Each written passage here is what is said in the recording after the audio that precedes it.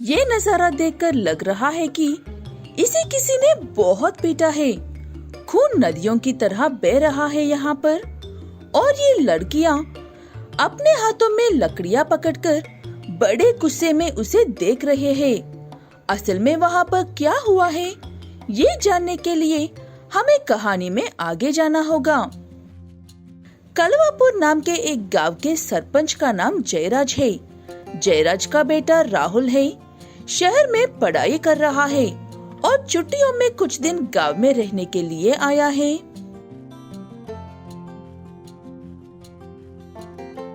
शहर में दूषित हवा में रहकर आए हो, गांव में जाकर टैक्सी हवा खाकर आओ बेटा। इस गांव में क्या है पिताजी देखने के लिए? गांव, गाय, बैल, उनका गोबर, और क्या है यहाँ पर बताओ मुझे।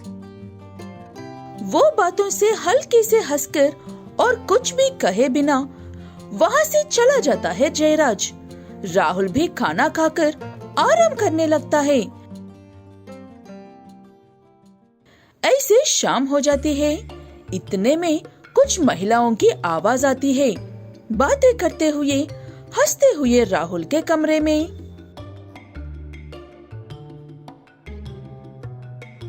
अरे, ये तो महिलाओं की आवाज लग रही है। एक दो नहीं, बहुत लोग बात कर रहे हैं। इस गांव में आने के बाद मुझे कुछ अच्छा लगा है तो वो यही है। किटया, एक बार यहाँ पर आओ। तब वहाँ पर उनके घर में काम करने वाला किटैया आता है। वो लड़कियाँ कहाँ पर जा रहे हैं कहकर पूछने पर किटैया ऐसे कहता है राहुल को। सब महिलाएं शाम के वक्त तालाब के पास नहाने के लिए जाते हैं साहब जी। उस वक्त वहाँ पर किसी को भी जाने की इज्जत नहीं है। ये सरपंच जी का हुक्म है इस गांव में। वो बातें सुनने के बाद राहुल के मन में गलत ख्याल आने लगते हैं। असल में राहुल शहर में बुरी आदतों वाला व्यक्ति है। उसी तरह से इस गांव में भी अपनी सोच दिखाता है। ऐसे तालाब के पास नहाना, वो भी सारे लड़कियां एक साथ मिलकर। चलो किटया, ऐसे जाकर गांव देखकर आते हैं। इस वक्त क्या देखोगे साहब जी? आपकी बातें भी कुछ ठीक नहीं लग रहा है। अगर कोई गड़बड़ करोगे तो इस गांव की महिलाएं छोड़ेंगे नहीं, सरपंच जी भी नहीं छोड़ेंगे, देख लेना। ऐसे कहते हुए किटैया थोड़ा गुस्सा दिखाने पर राहुल भी और कुछ कहे बिना किटैया को उसका असली चेहरा नहीं दिखना चाहिए कहकर उसने वो सब मजाक में कहा था कहकर वो घर से एक कदम भी बाहर नहीं रखना चाहता है कहता है। उसके बाद किटैया वहाँ से चला जाता है। अगले दिन सुबह, हे धीरज, हमारे लिए एक अच्छा मौका है। मुझे कितने पैसे देगा ये बता। मैं तुझे ऐसे ऐसे वीडियोस बनाकर दूंगा, हमारे गांव की सुंदरता एक में कैफ हो जाएगा। क्या कहते हो? तू इतनी जोर देकर कह रहा है तो मैं क्यों मना करूंगा भला। बता, तुझे जितने पैसे चाहिए दूंगा, तू बस अपना काम कर। उसके बाद राहुल उस दिन अंधेरा होने तक का इंतजार करके फिर से उन लड़कियों की आवाज सुनाई देने पर जयराज से, पिताजी, मैं थोड़ी देर गांव में घूमकर आता हूँ। घर में बैठ कर बेजार आ रहा है। वैसे भी गांव में देखने को बहुत सुंदर चीजें हैं। हा, हा, हा, हा। ऐसे कहते हुए बाहर जाता है राहुल। लेकिन राहुल की हरकतें देखकर शक होता है किटैया को, इसलिए राहुल का पीछा करते हुए उसके पीछे पीछे ही जाता है। जाकर देखा तो राहुल चोरी से लड़कियों के कपड़ों की तरफ जाता हुआ नजर आता है। उसके बाद किटैया का शक बिल्कुल सच है कहकर समझ जाता है इसको। मैं जो भी सोचा था वो हर बात सच है। कैसे भी करके इसकी अकल टिकाने लगानी ही होगी। ऐसे किसी की भी नजरों में आए बिना लड़कियों का पीछा करते हुए झाड़ियों में छिप जाता है। ऐसे नहा रहे लोगों को देखते हुए उनका वीडियो बनाकर अपने दोस्त धीरज को भेजता है राहुल। हा हा हा, तुम्हारा गांव तो सच में बहुत सुंदर है, लेकिन मुझे ये क्लैरिटी पसंद नहीं आया है। और करीब से और भी साफ वीडियो बनाकर भेज। ठीक है कहकर अगले दिन शाम को भी राहुल इन लड़कियों को नहाते हुए वीडियो बनाने के लिए जाता है। पिताजी, हमारे गांव बहुत अच्छा है। मुझे आज भी अपना गांव में जाकर ताजी हवा का आनंद लेना है। ऐसे राहुल फिर से उस महिलाओं के नहाने का जगह पर जाता है, लेकिन वहाँ पर एक लड़की भी नजर नहीं आती है तालाब में। और राहुल अपने मोबाइल का कैमरा ऑन करके तैयार बैठता है लड़कियों के आते ही वीडियो बनाने के लिए। इतने में कोई पीछे से राहुल के सर पर जोर से मारते हैं। इतने में नीचे गिर जाता है राहुल। ऐसे एक के बाद एक हर लड़की की मार पड़ती रहती है राहुल को। क्या हो रहा है कहकर उसे समझ में आने से पहले ही उसके सारे शरीर पर चोटें लगती है। वहाँ पर कुछ लड़कियाँ हाथों में लकड़ियाँ पकड़कर राहुल को गुस्से में देख रहे थे। किट्टैया ने कल रात को ही तुम्हारे बारे में बताया था, लेकिन हमने विश्वास नहीं किया था। अब अपनी आंखों से देखने के बाद छोड़ेंगे नहीं तुझे। ऐसे कहते हुए सारी बात सरपंच को बताने पर सरपंच का खुद का बेटा ही ऐसे करने की वजह से शर्म से सर झुकाकर लड़कियों से माफी मांगकर राहुल को खुद ही जेल में डाल देता है जयराज। गोवर्धनपुर एक बहुत ही कुशल गांव है। हरे भरे घास, उनके बीच गाती हुई चिड़िया वहाँ पर रहने वाले लोगों को बहुत ही सुकून देते थे। और इस गांव के सरपंच का नाम सूरैया है। सूरैया पुराने ख्यालात का होने की वजह से उसके सभी काम भी उसकी सोच की ही तरह बहुत ही सीधे साधे होते हैं, इसलिए काफी लंबे समय से वही सरपंच है।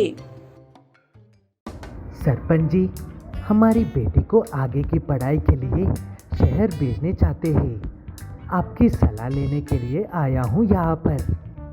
क्या बात कर रहे हो कनकैया, तुम शहर कह रहे हो, आगे की पढ़ाई कह रहे हो, वो भी अपने घर की लड़की को। कहाँ से आई है तुम्हें ये गलत आदत? जितना पढ़ लिया उतना काफी है। मेरी जमीन उसका नाम लिख देता हूँ, शादी करवा दो। ऐसे कहते हुए अपनी जमीन में से थोड़ा सा हिस्सा उस लड़की के नाम पर लिखकर देता है सूरैया।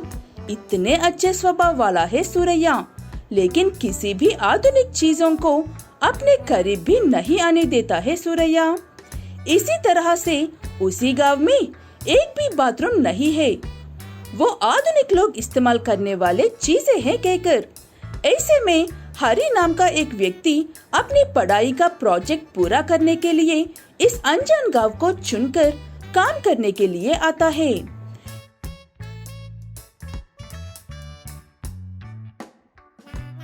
देखो लड़के, यही है वो घर जिसमें तुम्हें रहना है। घर को अच्छे से रखना। चलता हूँ मैं। ऐसे कहते हुए वो व्यक्ति वहाँ से चला जाता है। उसके बाद हरी घर कैसा है कहकर एक बार अच्छे से देख लेता है, लेकिन कितनी देर तक देखने पर भी उसे उस घर में एक बाथरूम भी नजर नहीं आता है। इसलिए परेशान होकर फिर से घर के ओनर को बुलाता है हरी। भाई साहब, इस घर में कितना ढूंढने पर भी एक बाथरूम भी नजर नहीं आ रहा है। अब मुझे जाना होगा तो कहाँ पर जाऊं और नहाना कहाँ पर? हा, क्या बात कर रहे हो भाई तुम? इस घर में ही नहीं, पूरे गांव में कहीं पर भी तुम्हें बाथरूम नजर नहीं आएगा। यही यहाँ का उसूल है हमारे सरपंच साहब का। वो बात सुनकर हंसी आती है हरी को। बाथरूम ना बनाने का उसूल क्या है कहकर, सरपंच पागल जैसा है कहकर।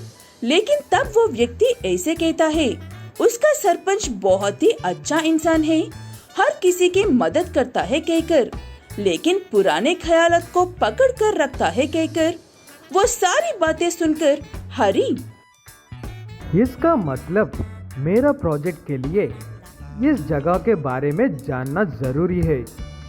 विलेज टॉयलेट के नाम पर मेरा प्रोजेक्ट शुरू करना होगा और इस गांव के सरपंच से भी बात करना होगा।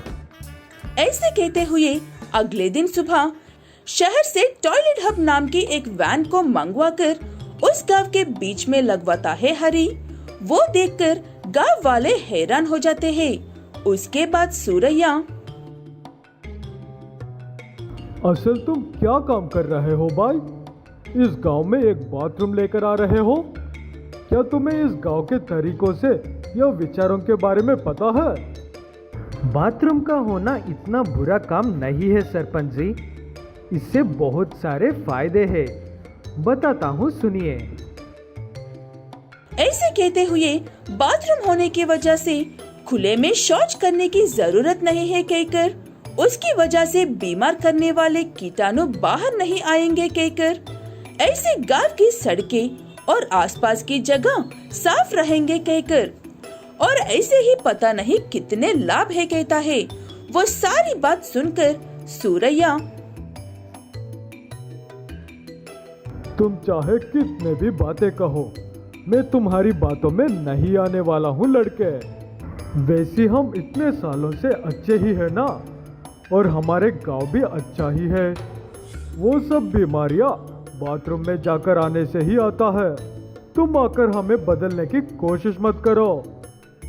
ऐसे कहते हुए वहाँ से चला जाता है सरपंच सूरैया, लेकिन वो सारी अच्छी बातें बताकर बाथरूम इस्तेमाल करना चाहिए कहकर प्रचार करना बंद नहीं करता है हरी। ऐसे कुछ दिनों बाद सूरैया की तबीयत बहुत ज्यादा खराब होती है। उसके बाद डॉक्टर्स सरपंच जी को वातावरण की बदलाव की वजह से तबीयत खराब हो गई है।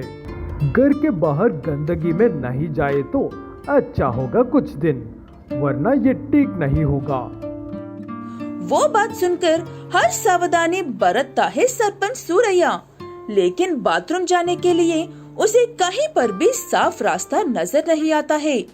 तब वो बात पता चलने के बाद हरी सरपंच के पास जाकर मेरा बात मानकर तुम्हारी तबीयत ठीक होने तक बाथरूम का इस्तेमाल कीजिए। उसके बाद मैं यहाँ से चला जाऊंगा, आपको ज्यादा परेशान किए बिना।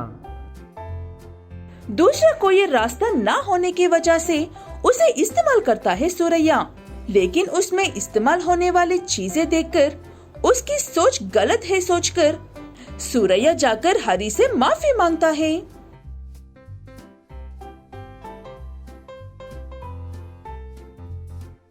गंदे वातावरण की वजह से ही मुझे ये बीमारी आई है। जब तुमने कहा था तब मैंने तुम्हारी बात नहीं मानी। ऐसी बाथरूम इस्तेमाल करने पर हमारे वातावरण साफ रहता है। मुझे माफ कर दो बच्चे।